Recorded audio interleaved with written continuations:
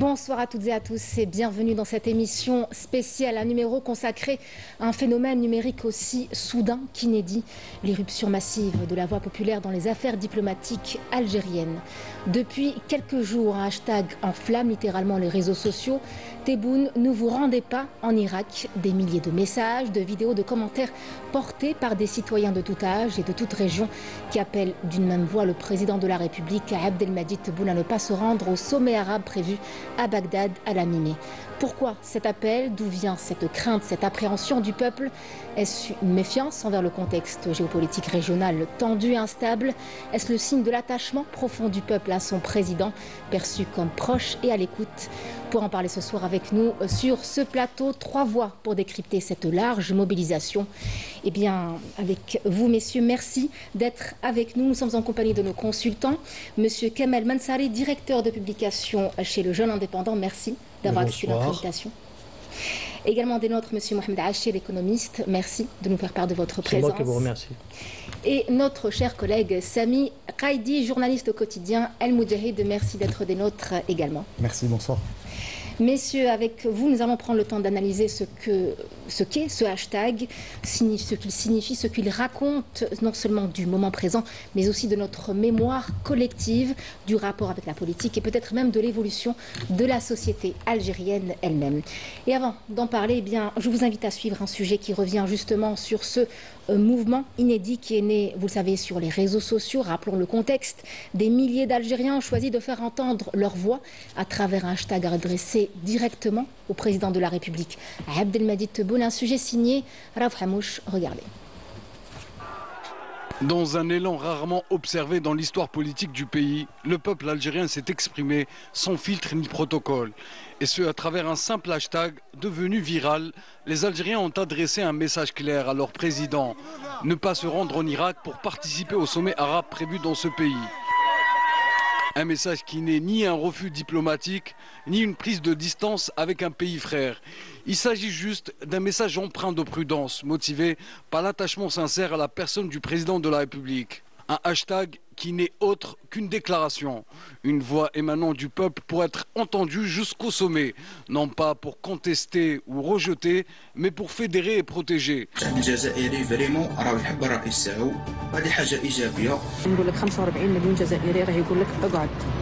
معنا في الجزائر محتاجينك ونحتاجوك ان شاء الله تسمع منا هذا الميساج وتقبل منا هذه النصيحه كشعب.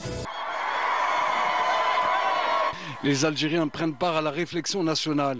Le citoyen est devenu acteur soucieux de l'intérêt supérieur du pays et de la préservation des symboles d'unité nationale. من فضلك سيد الرئيس اسمع للشعب الجزائري أني قلت لك هو شعب يحبك فعلا وطح عليك قلبه. يا ولدي ما تقدرش لبغيت الربح. يا تبون في كبانا وفي خونا وفي وليداتنا ما تقدرش الا بغيت الربح. Loin de remettre en cause les liens avec l'Irak, pays cher au cœur des Algériens, ce message populaire souligne surtout une conscience politique collective, considérant le président comme pilier de l'État et garant de stabilité dans une région qui fait face à de multiples menaces et défis.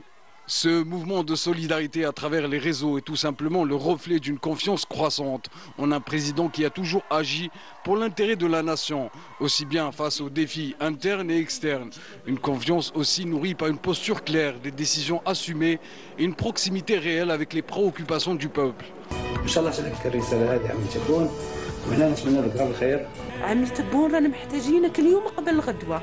البلاد راهي بحاجة ليك. احنا راك مسؤول علينا. انت الاب تاع 45 مليون جزائري. À l'heure où de nombreux dirigeants dans le monde voient leur image fragilisée par les scandales, la méfiance ou encore l'indifférence, une relation solide basée sur la confiance lie le peuple algérien à son président. Tebboune, ne vous rendez pas en Irak. Un appel, il faut le dire, dans l'émotion. Alors, Sami Qaidi, qu'est-ce qui a déclenché cet élan populaire? Je pense que c'est un véritable élan du cœur de nos jeunes Algériens et Algériennes qui, finalement, cette fois-ci, ont répondu finalement à un appel qui est un appel directement adressée au président de la République, qui représente la nation, qui représente la République algérienne démocratique et populaire, pour ne pas se rendre en Irak. Et ce qui est extrêmement intéressant dans cette campagne-là médiatique, enfin sur les réseaux sociaux en l'occurrence, c'est que les Algériens ont démenti, les jeunes Algériens ont démenti un postulat qui était souvent mis en avant, qui était que la jeunesse algérienne n'était pas intéressée, impliquée, engagée, et impliquée dans la vie politique, dans le fait politique. Et on voit qu'en l'occurrence, que nenni, les Algériens, et notamment la frange juvénile, s'intéressent à la politique, à la gestion des affaires, et également à la politique étrangère de l'Algérie, et ce dans une période particulière, celle où notre pays, et je pense qu'on le constate tous autour de cette table, est de plus en plus attaqué par des voix, par des organismes hostiles à son développement, à sa croissance et surtout, comment dirais-je, à sa prospérité. Absolument. Donc un hashtag qui reflète, vous le savez, donc la popularité du président de la République. Déjà que le peuple appelle son président Hamid Tebboune, cela relève quelque chose de la relation presque affective qu'il entretient avec le président de la République, M. Mensali. Certes, on peut envisager cette lecture, mais quand on revoit un petit peu tous les tenants et le contenu des tweets qui sont répercutés sur les réseaux sociaux, notamment sur Twitter particulièrement, ou bien sur TikTok, parce qu'on a aussi vu quelques vidéos sur TikTok qui exprimaient surtout l'attachement, mais il a des soubassements un petit peu, disons-le, historiques. Oui.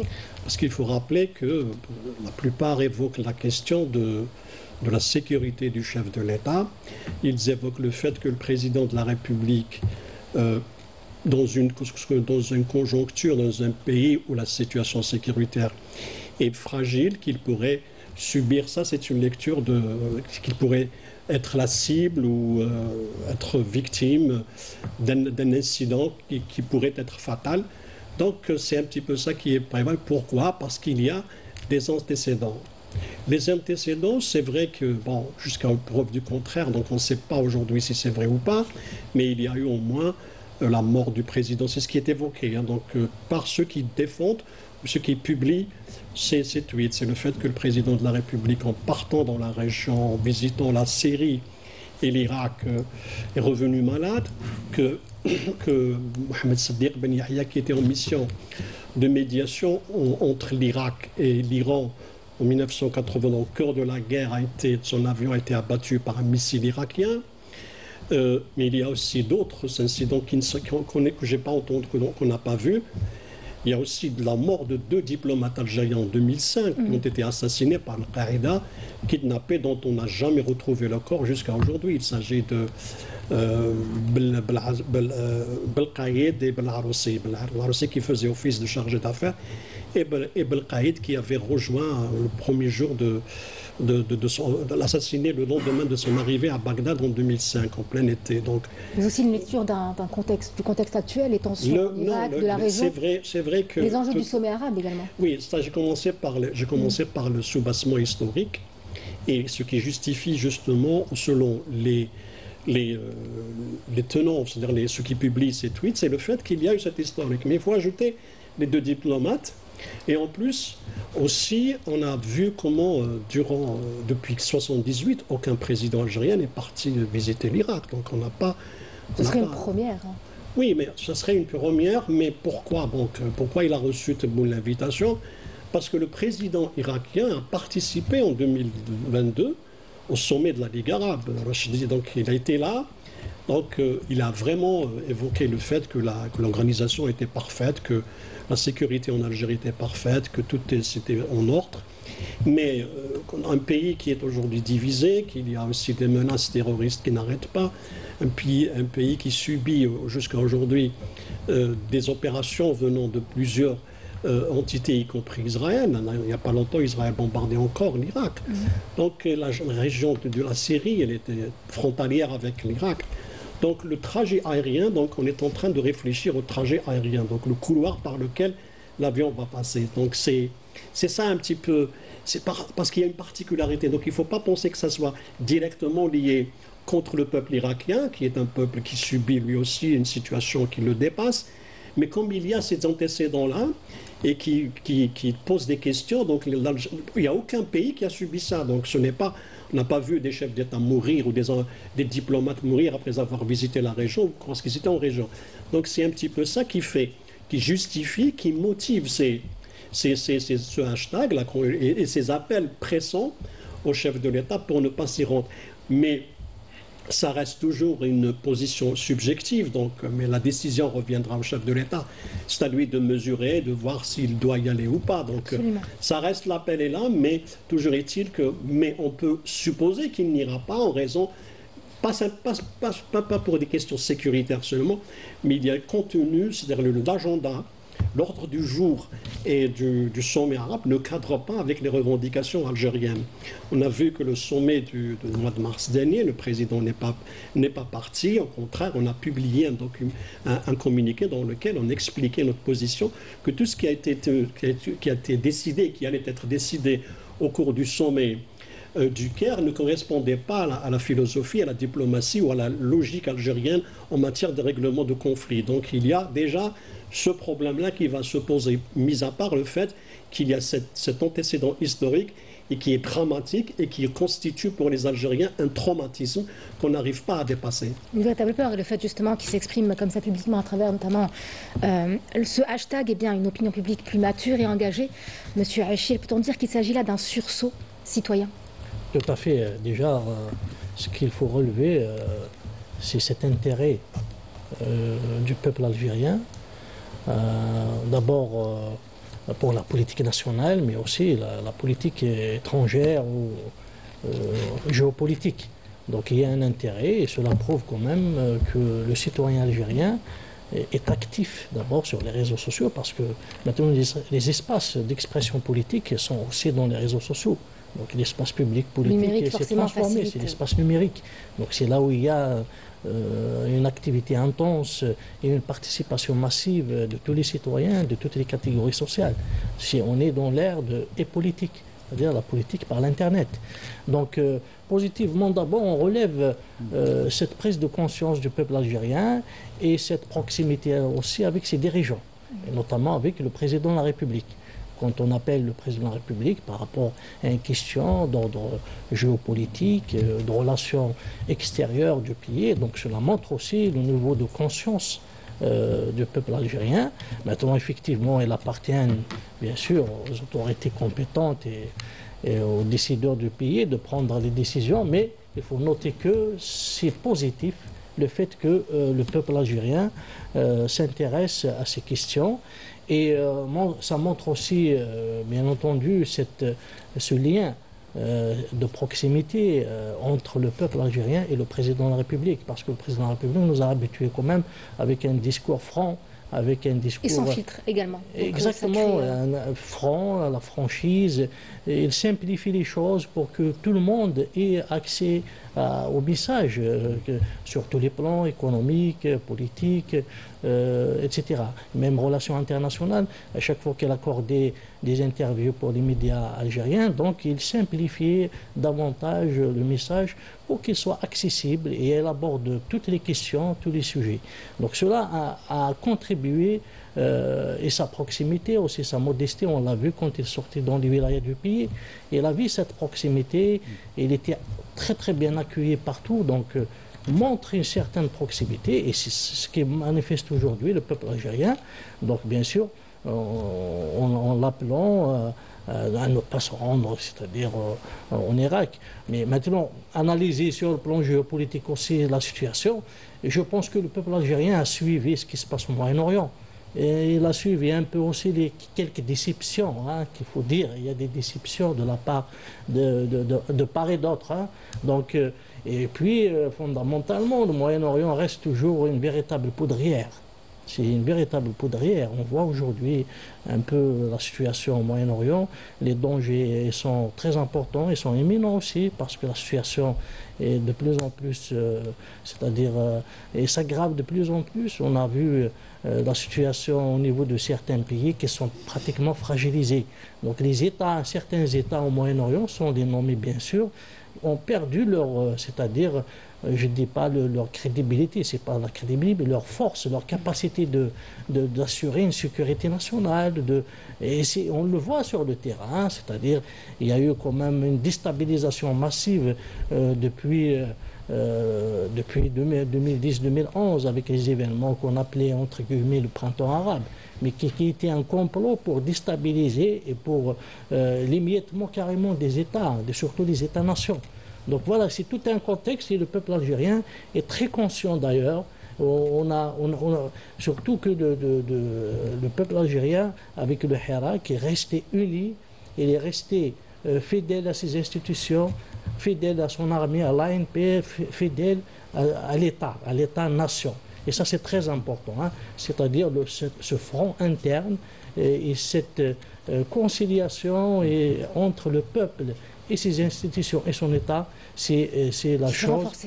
Oui, ce qu'il faut consolider davantage, justement. Une maturité politique qui émerge, peut-être, Samy, dans la droite ligne de ce que vient de dire Mohamed, je voudrais ajouter que ce que l'on observe aujourd'hui sur les réseaux sociaux ne tombe pas du ciel, mais le fruit aussi du style même du président de la République, tant son style direct, enfin, dans le fond que dans la forme finalement, car effectivement le président de la République a finalement adopter un style direct en privilégiant par exemple la darja pour qu'il soit compris par l'ensemble des Algériens et des Algériennes.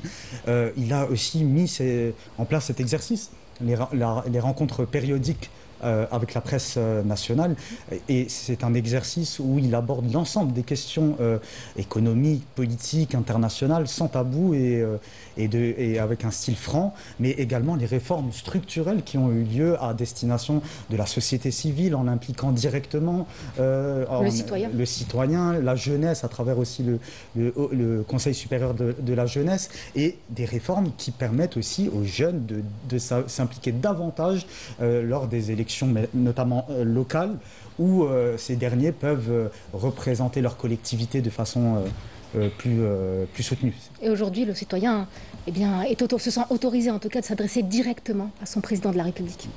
Absolument, mais moi je voudrais revenir sur ce qu'a dit Mohamed, parce qu'il ne faut pas, c'est pour ne pas donner l'impression que nous avons un problème avec les Irakiens. Sinon, si un État comme l'Irak ne peut pas ou si on prétend qu'il ne peut pas se sécuriser, cela signifie qu'aucun chef d'État ne doit y aller, donc la mi-mai prochain. Donc ce n'est pas le cas. Nous avons un cas particulier.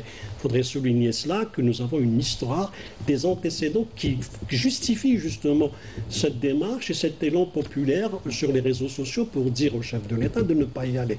Nous avons un passé qui a été douloureux. Et jusqu'à aujourd'hui, c'est vrai. Bon, je vais revenir. Dans les réseaux sociaux, les internautes ont soulevé l'inquiétude par rapport à ça. Oui, mais protégeant notre stabilité, protégeant notre président de la République. Ce qu'ils ont soulevé. L'inquiétude par rapport à nous, mais faut pas. Si on dit que l'État irakien n'est pas capable, il est fragile, il ne peut pas, ça veut dire que tout le monde. L'État irakien. Ça veut dire oui, mais on comprend. C'est-à-dire que tout le monde, c'est-à-dire que tous les autres chefs d'État ne doivent pas y aller. Au contraire, on cible bien, c'est-à-dire il s'agit bien du chef de l'État algérien. Pourquoi ? Parce qu'il y a déjà un passé douloureux, voilà, il y a un traumatisme. C'est-à-dire que les Algériens ne sont pas dupes, et en plus ils ont pris conscience, ils connaissent l'histoire quand même. Ils suivent ce qui se passe dans la région. Donc cette région-là est une région en ébullition, elle est instable, et en étant instable, donc elle est sujette à tous les débordements, à tous les atermoiements, à toutes les crises, à tous les incidents, et à tous les actes de violence. Donc aujourd'hui l'Irak, c'est un État fédéral, aujourd'hui il est fragile, certes, nous le connaissons, mais les voisins aussi. Jusqu'à aujourd'hui, on voit les menaces proférées par les Américains, par les Israéliens de frapper l'Iran. Donc l'Iran, c'est aussi un pays frontalier avec l'Irak. Donc si on va dans un... Et en plus, y compris pour tout diplomate sensé, ou responsable algérien sensé, il sait pertinemment qu'aller dans cette norme, c'est aller dans un moment de crise et de tension. Donc on est mal à l'aise. Donc ceci d'un côté. De l'autre côté, il y a un grave problème qui se déroule à Gaza, où des populations sont massacrées, et les Algériens dans les réseaux sociaux le disent et le répètent, il y a vraiment des crimes qui se perpétuent, et si on va là-bas, on va avec la crainte qu'il peut être attenté à la vie du président de la République, parce qu'on le dit clairement. Donc on n'a jamais vu ça, aucun président, bon, les Algériens, peut-être que dans les années 70, il n'y avait pas les réseaux sociaux pour l'exprimer, ou les années 80-90, mais aujourd'hui, le citoyen s'implique directement, il n'hésite pas à le dire. Donc si on a des craintes, parce qu'il suit les événements, il suit l'actualité, ce qui s'est passé à Gaza est inimaginable, et en plus, il refuse que le chef d'État va s'asseoir avec ceux qui prônent la normalisation. Comme si on est en train de... Il y a plusieurs paramètres qu'il faut tenir compte dans le discours qui est véhiculé dans les réseaux sociaux aujourd'hui, notamment à travers ce hashtag. Il y a le refus d'aller participer. Et c'est une position populaire et je ne pense pas. Il n'y a pas de décalage entre les autorités du pays et le peuple sur la question du Proche-Orient, notamment la question palestinienne.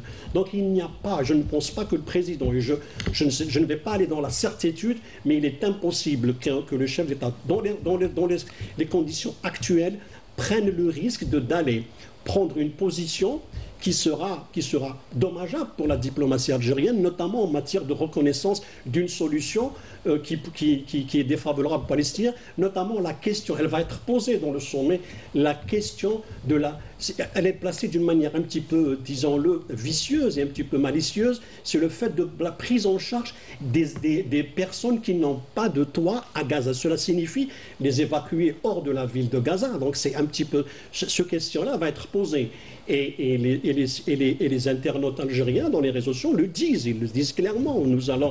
Pourquoi y aller? Pas simplement pour la question de sécurité, pourquoi y aller? Pour partager des revendications, ou bien des conclusions, des recommandations qui sont contraires à nos convictions. Donc il y a plusieurs paramètres. Ce n'est pas, nous n'avons rien contre le peuple irakien. Comme je vous dis, le peuple irakien est un peuple qui a vraiment souffert depuis les années 90, durant les années 80. La question du nourriture contre pétrole a été dévastatrice pour ce peuple. Il a souffert du terrorisme comme nous avons souffert du terrorisme.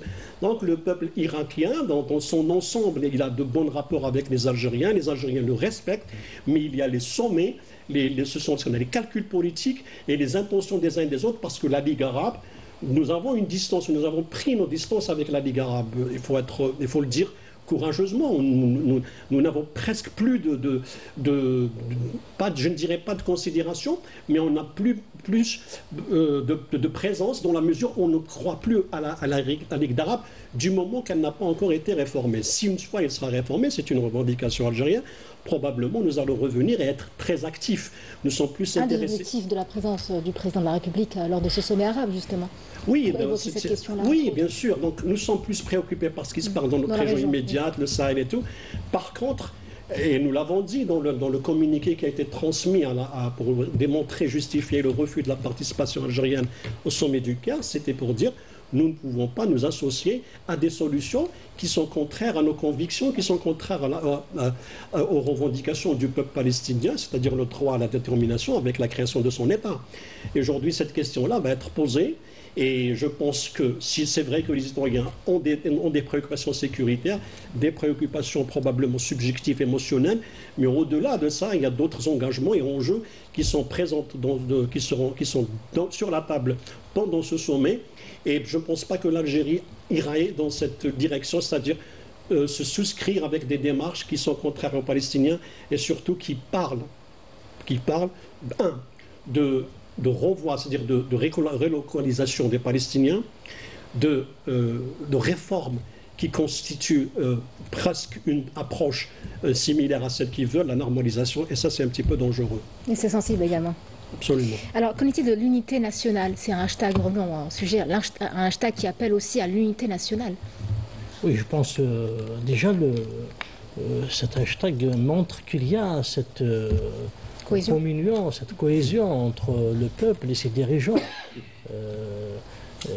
En tout cas, surtout les positions diplomatiques de l'Algérie sont, c'est-à-dire, c'est des positions que partage entièrement, intégralement le peuple algérien, que ce soit la question du Sahara occidental, la question de Gaza, de la Palestine, la question de non-ingérence dans les affaires internes des pays, etc. Donc tous les principes de la diplomatie algérienne, de la politique étrangère algérienne, est partagé à 100% par le peuple algérien. Donc il n'y a pas de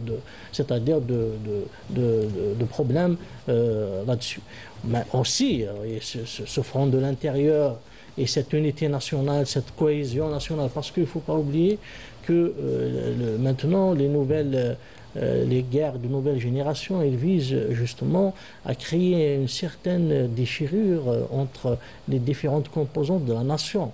D'abord entre les dirigeants et son peuple, entre l'armée et son peuple, et entre etc., entre les institutions. Donc tout ça, c'est des plans machiavéliques, et surtout qui sont véhiculés par les réseaux sociaux aussi. Donc le peuple algérien montre toujours cette capacité de résilience, cette unité nationale et cet engagement indéfectible pour défendre les intérêts suprêmes du pays. Et il faut relever positivement que cet intérêt, surtout aux questions de relations, ou bien aux questions géopolitiques actuellement, parce que le peuple algérien, je suis d'accord avec M. Nasri, le peuple algérien n'est pas dupe. Il suit de près tout ce qui se passe dans le monde, et grâce aussi aux réseaux sociaux, aux médias et tout.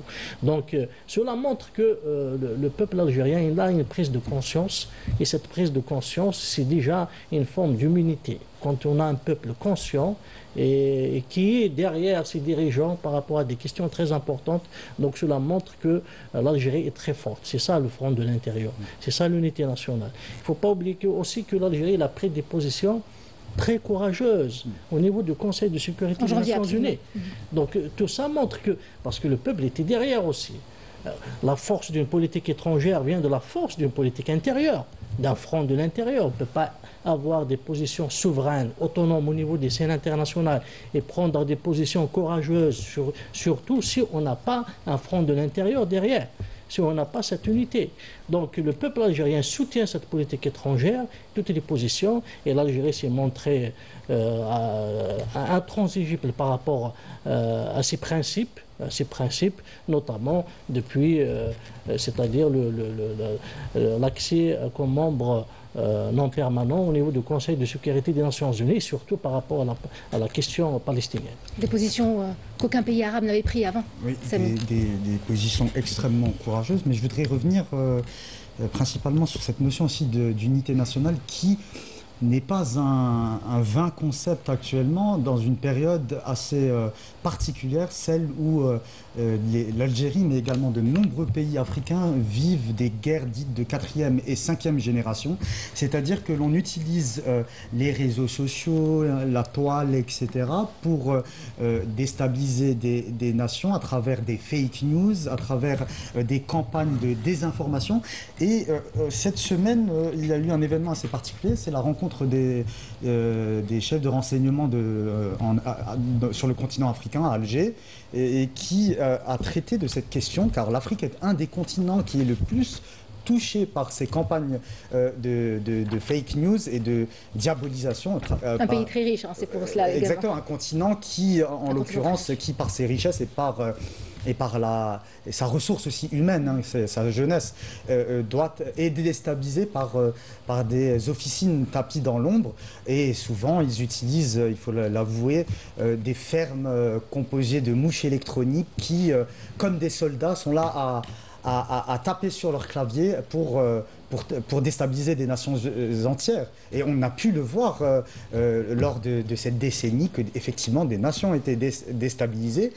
Mais ce qui est rassurant, c'est que, comme on l'a pu l'évoquer, c'est que la jeunesse se mobilise et est fière, je pense, des positions courageuses de son pays, l'Algérie, sur la scène internationale, et plus particulièrement au Conseil de sécurité, car nous sommes membres non permanents pour un mandat de 2 ans, et l'Algérie a été une puissance qui s'est battu pour les causes justes, pour la défense inconditionnelle aussi des peuples opprimés, à l'instar des peuples palestiniens et sahraouis qui malheureusement vivent pour l'un un cas de génocide et pour l'autre une colonisation abjecte, la dernière colonie d'Afrique d'ailleurs. Et aujourd'hui, effectivement, les Algériens se mobilisent sur les réseaux sociaux et on a pu le voir aussi avec le compte de l'Armée nationale populaire, un compte qui a été récemment créé sur X, ex-Twitter, et qui quotidiennement a de plus en plus d'abonnés car les Algériens sont fiers des positions de leur pays et des positions qui nous valent de l'hostilité de ces puissances qui au final, sont celles d'un ancien monde, celui du colonialisme, de la domination et de l'injustice. C'est un engagement quand même, qu'il faut le dire, qui découle d'une certaine communication, un travail de communication, vous dites un compte. Oui, donc pour informer les Algériens. Voilà, donc les institutions algériennes communiquent davantage, mettent en place des plans assez ambitieux qui portent leurs fruits, car on voit que la jeunesse, cette jeunesse qui est de plus en plus connectée, on appelle l'e-jeunesse en l'occurrence, elle n'aura plus aucune occasion pour diffuser, pour partager, pour retweeter en l'occurrence sur la plateforme X les avancées de leur pays, tant sur le plan économique mais aussi politique et diplomatique, avec les positions courageuses. Et ce qui est intéressant, c'est que l'Algérie c'est aussi un peu le fruit, je pense, de notre histoire, le fruit aussi de notre combat libérateur, car les valeurs de l'Algérie sont issues de la glorieuse révolution, celle du 1er novembre 1954. Et donc, aujourd'hui, nous avons des positions qui sont, j'ai envie de dire, qui n'existent quasiment plus, car sur la scène internationale, on peut observer beaucoup de froideur, beaucoup d'égoïsme, et rares sont encore les puissances qui finalement défendent coûte que coûte la justice et le droit international. Absolument. Monsieur Mansaly, est-ce qu'on peut dire aussi qu'une certaine confiance s'est totalement rétablie aujourd'hui lorsqu'on voit cette mobilisation sur les réseaux sociaux envers la sécurité de notre président de la République? Si on peut analyser ça de la sorte, mais il faut toujours rappeler que lorsqu'il y a des événements pareils, la mobilisation se fait automatiquement, surtout lorsqu'il y a une menace contre le pays ou contre les institutions de l'État. Et ce n'est pas nouveau, c'est-à-dire lorsqu'on est en train d'évoquer des choses qui se passent actuellement, mais lorsqu'on voit par exemple ce qui se passe avec le Maroc, loin de tout excès de zèle, loin de tout subjectivisme, le Maroc, les Algériens par rapport au Maroc, parce qu'il y a eu déjà pendant des années des campagnes qui ont été menées par le Marzen contre l'Algérie au niveau des Nations Unies. Les câbles Wikileaks ont démontré à quel point Omar Hillel, qui était le représentant du Maroc au sein des Nations Unies, il menait des campagnes en coulisses pour accréditer la thèse parmi les membres du Conseil de sécurité et les membres de l'Assemblée générale de l'ONU, que l'Algérie est un pays qui soutient le terrorisme et qui a des liens avec le Hezbollah. Ça, ce sont les câbles Wikileaks qui l'ont démontré.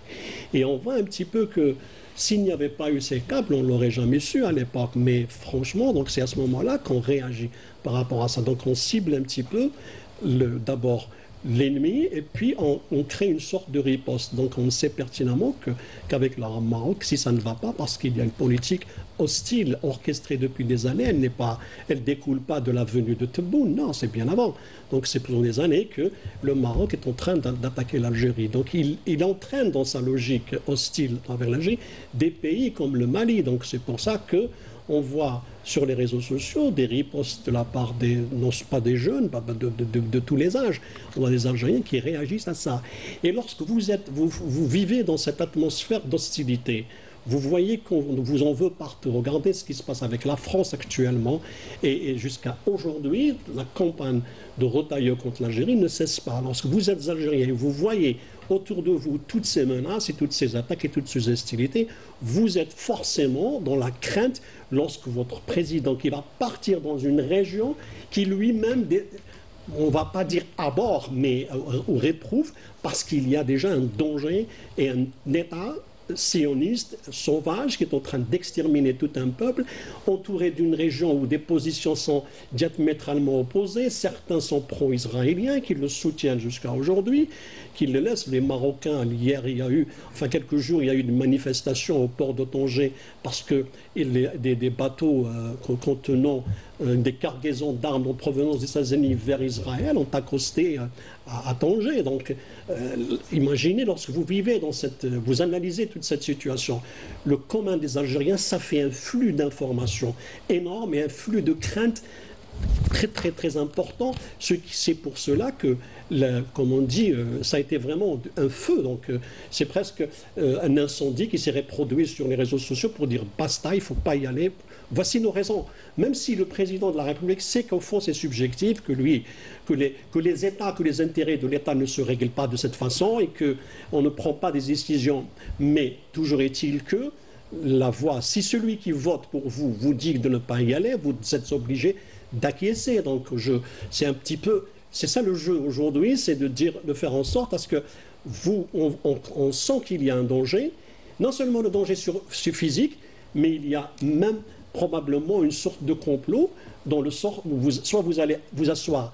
Et Chadli Benjedid a vécu ça lorsqu'en 90, pour l'agression, pour l'invasion de l'Irak, il était présent, l'ordre du jour a été modifié. Il était question que ça soit trouver les moyens de concilier Irakiens et Koweïtiens.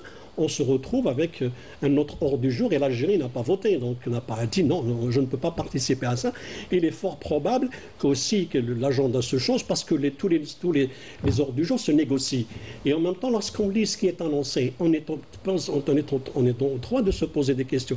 En quoi la technologie est-elle importante aujourd'hui? Inclure des points comme la technologie, la question de l'eau, d'accord, mais il y a des points qui n'ont aucun sens. C'est-à-dire ce n'est pas l'urgence. L'urgence, c'est les Palestiniens. Les priorités, c'est il faut vraiment mettre fin à l'agression israélienne. Et là, il y a des divergences des pays qui ne sont pas dans cette logique. Ce qui rend le déplacement du président de la République un peu plus franchement, aller pourquoi? Pour faire de la figuration. Donc je ne pense pas pour faire de la figuration. Et donc avec cette campagne, je suis certain qu'il n'ira certainement pas. Bon, je dis certainement pas parce qu'on préjuge de rien et on jure de rien. Mais toujours est-il qu'il y a des éléments fondamentaux qui nous laissent penser qu'aller pour faire de la figuration, ce n'est pas... L'Algérie n'a jamais fait de la figuration.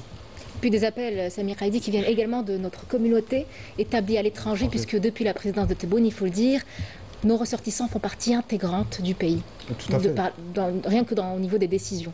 Tout à fait, et la communauté nationale résidente à l'étranger se mobilise toujours lorsque l'appel de la patrie est lancé, et effectivement, ces derniers ont également mis à profit ces réseaux pour appeler le président de la République à ne pas se rendre en Irak. On a pu voir dans de nombreuses capitales, notamment à Paris, à Londres, mais également aussi au Canada, où j'ai pu voir une vidéo d'une ressortissante algérienne résidente dans ce pays d'Amérique du Nord appeler le président de la République à ne pas se rendre en Irak. Je voudrais dire aussi que... Ne pas se rendre en Irak, mais ne pas participer, c'est différent. Oui, parce que sinon, on va croire que non. Voilà, il sera en Irak pour le sommet arabe. C'est une précision qui est importante à rappeler. Mais en plus de notre communauté nationale résidente à l'étranger, j'ai pu aussi constater que la presse tunisienne s'est aussi saisie de cette question-là. Il faut rappeler que le président tunisien ne s'est pas rendu lors du précédent sommet de la Ligue arabe pour des critiques également par rapport à la question palestinienne. Et la Tunisie a une position qui est assez proche de la nôtre sur cette question-là. Absolument. Monsieur Achille, alors sur la question sécuritaire pour le président de la République, alors pour vous aujourd'hui, est-ce que ne pas aller en Irak, c'est bouder le sommet arabe? Il ne s'agit pas de bouder, mais il s'agit peut-être... c'est le temps de la prudence, parce que l'Algérie s'est engagée très fortement par rapport aux questions, par rapport aux causes justes. Des questions qui peuvent être changées entre-temps. Oui, c'est surtout la question palestinienne. Mais parfois, il se retrouve seul aussi. Et il n'a pas eu le soutien nécessaire, parce qu'il y a des pays quand même qui disposent des leviers pour arrêter cette barbarie sioniste, par exemple. Mais l'Algérie s'est montrée parfois engagée, seule, bien sûr avec une détermination qui vient de nos principes, des principes historiques. Et c'est l'ADN de l'Algérie, c'est l'ADN de la politique étrangère du pays. Et je pense que cet appel du peuple algérien, enfin des internautes sur les réseaux sociaux, montre aussi ce souci de prudence. Nous devons être prudents sur plusieurs questions aujourd'hui parce que l'Algérie est cernée quand même de menaces. On voit un peu les menaces. Toutes nos frontières pratiquement, mis à part la Tunisie, la frontière tunisienne, mais pratiquement, on est cerné de menaces. Il faut dire les choses telles qu'elles sont. Et puis, on voit aussi un peu certains pays, comment qu'ils trament des complots machiavéliques. Bien sûr, c'est des plans secrets qui ne sont pas médiatisés. Mais il y a des laboratoires qui travaillent pour la déstabilisation de l'Algérie. Donc cette prudence est nécessaire. Et le peuple algérien est très conscient. C'est un peuple politisé. Même si peut-être qu'on ne le voit pas dans les salles, peut-être des salles de conférence, etc. Mais l'espace public numérique, maintenant, il est là. D'ailleurs, on parle de la citoyenneté numérique. C'est une citoyenneté numérique. Il participe avec c'est-à-dire avec son opinion sur des questions nationales et internationales. Mais en tout cas, l'Algérie, avec le contexte géopolitique actuel, avec cette phase de grande rupture, c'est-à-dire qui se trame actuellement dans le monde, nous devons être prudents sur tous les plans. Il n'y a pas que la question de la réunion de la Ligue arabe, etc., sur plusieurs questions. Voilà. C'est juste pour rebondir ce qu'a dit Mohamed, nous avons fait un choix. Je ne vais pas enfoncer la Ligue arabe, mais nous avons fait un choix dans ce que nous voulons pour nos luttes, pour débattre de la question palestinienne. Nous avons choisi le Conseil de sécurité. Nous avions une occasion au nord, donc nous sommes membres, et en plus, sans parler de la présidence. Et c'est là où nous avons concrétisé des résultats. Nous sommes parvenus à imposer une résolution de cessez-le-feu. Et nous avons imposé, au sein de l'Assemblée générale, l'adhésion de la Palestine en tant que membre, en attendant qu'elle soit confirmée par le Conseil de sécurité. Nous avons travaillé avec le tribunal CPI, donc la CIG. Donc il y avait plusieurs fronts. La Ligue arabe, comme je vous ai dit tout à l'heure, ne fait pas partie de nos préoccupations en raison des divergences et ensuite des scissions qui existent. Aujourd'hui, lorsqu'on voit les communiqués publiés par tous les États, pratiquement de la région, qui vont participer, on voit pratiquement qu'ils vont partir pour faire des affaires.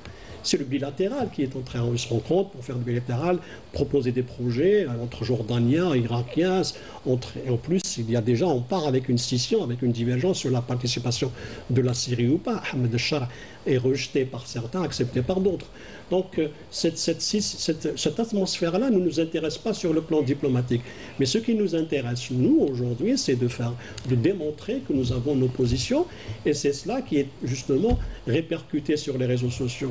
Il ne suffit pas de lire ceux qui disent ne partez pas. Lisez ceux qui disent pourquoi, qui donnent des explications, qui reviennent certes sur l'historique, sur l'assassinat de la mort de Boumedienne, la mort de Ben Yahya, la mort des deux diplomates algériens en Irak.